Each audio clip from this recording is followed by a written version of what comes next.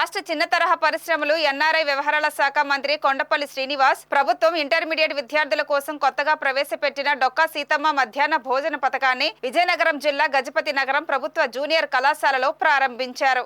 ఈ సందర్భంగా మంత్రి కొండపల్లి మాట్లాడుతూ విద్యార్థులే రాష్ట్రానికి ఒక ఆస్తి అని, వారి భవిష్యత్తును ఉన్నతంగా తీర్చిదిద్దే దిశగా ప్రభుత్వం అన్ని చర్యలు చేపడుతుందని అన్నారు.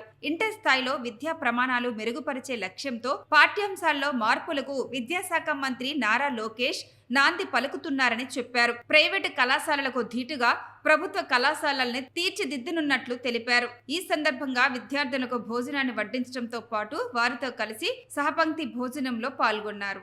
మరి ఈరోజు మీరు ఎంత బాగా చదువుకుని ఎంత బాగా మీరు సెటిల్ అవుతారో మీరు రాష్ట్రానికి ఆస్తి కింద అవుతారు. అవునా? ఈరోజు నేను చదువుకున్నాను కాబట్టి నాకు అవకాశం కల్పించారు గౌరవ ముఖ్యమంత్రి గారు.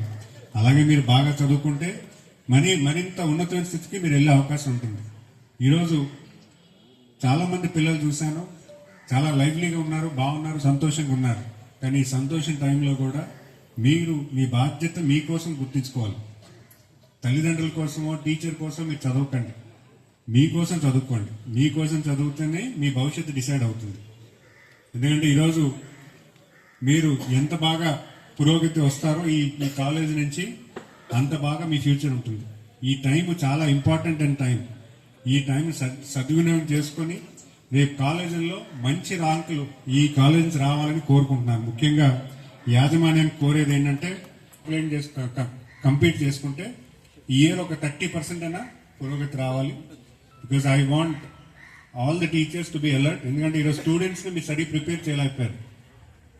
స్టూడెంట్స్ని ప్రిపేర్ చేయాల్సిన బాధ్యత టీచర్స్ది.